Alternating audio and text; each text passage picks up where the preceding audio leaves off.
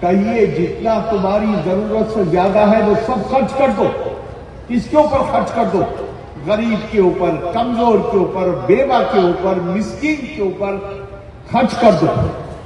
وقت اگر کمزور اور غریب کی مدد کرنے کے لیے نہیں ہے تو کاہے کے لیے ہے؟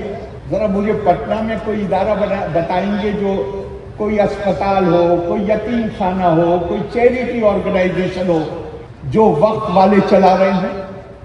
ہاں، آپ کو وقف کی زمین پہ مال ملیں گے بڑے بڑے، آپ کو وقف کی زمین پر ریزیڈینشل فلیٹ ملیں گے بڑے بڑے، بازار ملیں گے، کامرشل بلڈنگز ملیں گی. ارے بھیا، وقف کا مقصد تو تھا غریب اور کمزور. میں آپ سے کہتا ہوں اگر اس وقت کی پراپرٹی کا صحیح استعمال ہو جاتا. نمسکار، اب دیکھنا شروع کر چکے ہیں لائیو سٹیز کو. میرا نام ابھیشیک ہے. بہار کے راجپال عارف محمد خان نے منچ سے بڑی بات کہی ہے. دراصل مسلمانوں کے سامنے انہوں نے وقف کو لے کر بڑی بات کہی اور صاف صاف پوچھ دیا. سبھی مسلمان ورگ کے لوگوں سے پوچھا پٹنہ میں کیا وقف کے دوارا اسکول ہے کوئی؟ بتائیے ذرا. اسپتال ہے کوئی؟ ذرا وقف کی زمینوں پر کیا ہے؟ تو بڑی بڑی بلڈنگ ہے، فلیٹ بنے ہوئے ہیں، اور کیا ہے؟ مال ہے. لیکن وقف کا مقصد کیا تھا؟ انہوں نے صاف صاف پوچھا ہے. وقف کا مقصد تھا غریب طبقے کے مسلمانوں کو آگے بڑھانا. لیکن کیا ہو رہا ہے؟ تو کئی باتیں کہی ہیں جس سے سن کر سب حیران ہو گئے، سب دیکھتے دنگ رہ گئے. عارف محمد خان بہار کے راجپال ہیں، کیا کچھ کہہ رہے ہیں پہلے آپ وہ سنیے. اللہ الامثال، اللہ تعالیٰ مثالیں دے کے بیان کرتے ہیں. جو حکمت ہے اس کو مثالیں دے کے بیان کی جاتی ہیں. اور پھر کہا فَأَمَّا الزَّبَدُ فَيَذْهَبُ جُفَاءً وَأَمَّا مَا يَنْفَعُ النَّاسَ فَيَمْكُثُ فِي الْأَرْضِ. جو غیر منفعت بخش جس چیز سے لوگوں کو فائدہ نہیں پہنچتا وہ جھاگ کی طرح ختم ہو جاتی ہے، اور جس چیز سے انسانوں کو فائدہ پہنچتا ہے وَأَمَّا مَا يَنْفَعُ النَّاسَ. قرآن یہ بھی نہیں کہتا جس چیز سے مسلمانوں کو فائدہ پہنچتا ہے. قرآن کہتا ہے جس چیز سے انسانوں کو فائدہ پہنچتا ہے. وَأَمَّا مَا يَنْفَعُ النَّاسَ فَيَمْكُثُ فِي الْأَرْضِ. تو اللہ نے یہ ضمانت دی ہے، یہ گارنٹی دی ہے کہ جس چیز سے انسانوں کو فائدہ پہنچے گا اس کو اللہ زندہ رکھے گا. ہمیں غور کرنا چاہیے کیا ہمارا وجود ہم کوئی فائدہ پہنچا رہے ہیں سوسائٹی کو؟ اور حضور صلی اللہ علیہ وسلم نے مزید اپنی حدیث میں اس کو واضح کر دیا. خیرکم من ینفع الناس. تم میں بہترین وہ ہے جو لوگوں کو، مسلمانوں کو نہیں، جو لوگوں کو فائدہ پہنچائے. اور مزید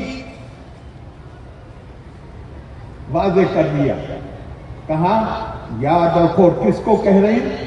حضرت خدیجہ جو مکہ معظمہ کی سب سے بڑی تاجر تھی، حضور صلی اللہ علیہ وسلم کی بیوی تھی. ان کے بھتیجے حکیم بن حزم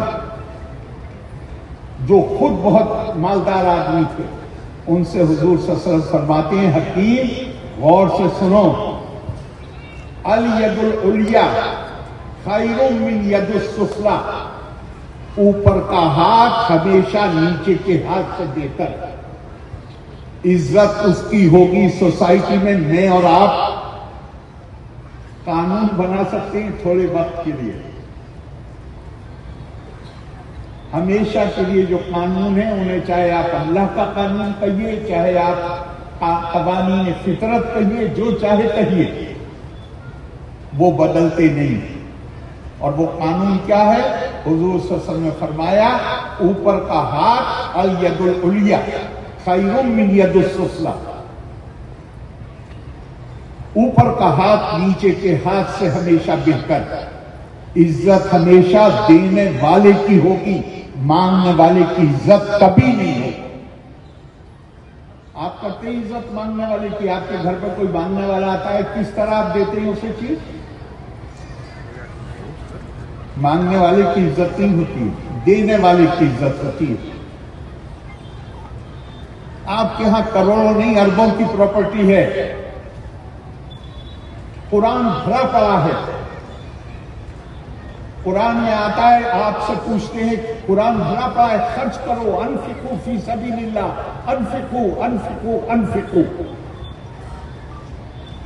और एक जगह आता है, ये आपसे पूछते हैं कितना खर्च करें, कुलिल अफवा, कहिए जितना तुम्हारी जरूरत से ज्यादा है वो सब खर्च कर दो।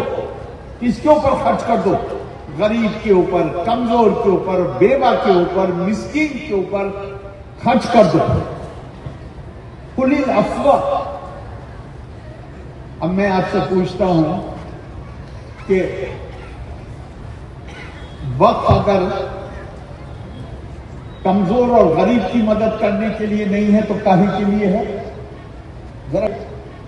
जरा मुझे पटना में कोई इदारा बताएंगे जो कोई अस्पताल हो, कोई यतीम खाना हो, कोई चैरिटी ऑर्गेनाइजेशन हो जो वक्फ वाले चला रहे हैं।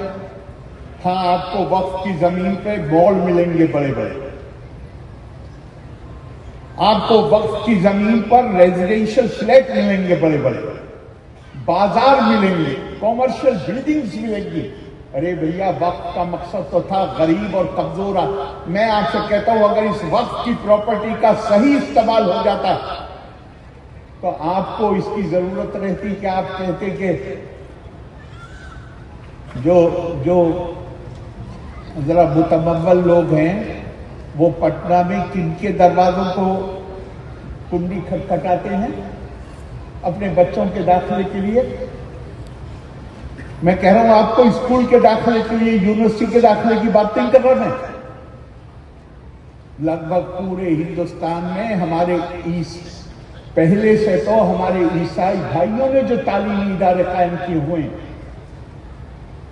चाहे जिस कम्युनिटी का आदमी हो, जुलाई और अगस्त के महीने में उनकी खुशामद करता घूमता है कि हमारे बच्चे को एडमिशन कर दिया। और अब पिछले 25-30 साल से मिशनरी के अलावा दूसरे स्कूल भी आ गए और बड़ी तादाद में आ गए। लेकिन कोई वक्त वालों ने भी कोई स्कूल बनाया पटना में? अगर पता हो तो आप मुझे बताइए, खास तौर से गरीब बच्चों के लिए। और मैं एक बात आपसे बढ़ के कहता हूं, मौलाना दानियाल साहब यहां बैठे हुए हैं, यकीनन उन्हें हिफ्ज है कुरान। यहां और भी लोग होंगे, अगर मैं गलत कहूं तो अभी टोक दीजिएगा। वक्त का लफ्ज कुरान हकीम में नहीं आया, लेकिन कुरान भरा पड़ा है, खर्च करो खर्च करो खर्च करो। कमजोर के ऊपर, गरीब के ऊपर, बेवा के ऊपर, मिस्कीन के ऊपर, मुसाफिर के ऊपर, जो कर्जे के बोझ से दबे हुए हैं उनके ऊपर खर्च करो। और सूरह तौबा में 9 बातें दिखाई गई हैं कि सत्ते का, ज़कात का पैसा इन पर खर्च किया जा सकता है। उसमें क्या है? इन्नमस सदक़ातु लिल-फ़ुक़राए वल मसाकीन वल आमिलीन वब्निस सबील 9 है। ये पैसा जो हमने लिया, जो सदक़े में किसी ने दिया, ज़कात में, ज़कात लफ्ज़ में नहीं आता, 2.5% तो बिल्कुल नहीं आता। ये फुक़हा की अपनी इख्तिरा है। कुरान तो कहता है कुलिल अफ़वा, जितना तुम्हारी जरूरत से ज्यादा अल्लाह ने तुम्हें दिया है उसको सबको खर्च करो। लेकिन ये आयत सीधे आप चलो 2.5% ही करो, या अपने वक्त की प्रॉपर्टी है वो ही करो, सिर्फ सब मत करो। लेकिन ये तो देखना पड़ेगा कहां खर्च करना है वो। तो वो लिखा हुआ है साफ कुरान हकीम में, इन्नमस सदक़ातु लिल-फ़ुक़राए वल मसाकीन वल आमिलीन वब्निस सबील वगैरह वगैरह। मदीने में एक यहूदी खड़ा हुआ, बूढ़ा आदमी, भीख मांग रहा। किसी रिवायत में हजरत उमर का जिक्र है, किसी रिवायत में मौला अली का जिक्र है कि वो वहां से गुजरे। उन्होंने उस यहूदी से पूछा कि भीख क्यों मांग रहे हो? उसने कहा कि मुझे 1 दरहम टैक्स देना होता है, मुझे अब आंखों से साफ नजर नहीं आता, अब मैं कमा नहीं सकता, तो भीख नहीं मांगू तो क्या करूं। वो उसे लेके अपने साथ बैतुल माल गए, पहले उसको खाना खिलाया और खाना खिलाने के बाद उसका मारने का काम करेगा। मैंने बताया आपको, कुरान उनको कहता है कि तुम्हारे ऊपर बहुत सजा मिलेगी। तो आपने सुना कि बिहार के राज्यपाल आरिफ मोहम्मद खान ने मंच से क्या कुछ कह दिया है, जिसके बाद मुस्लिम वर्ग के लोग खामोश हो गए, देखते रह गए आखिर ऐसा क्या कहा उन्होंने जिससे खलबली मच गई। तो बने रहिए लाइव सिटीज के साथ, हमारे यूट्यूब चैनल सब्सक्राइब करिए। मुझको लगे, धन्यवाद।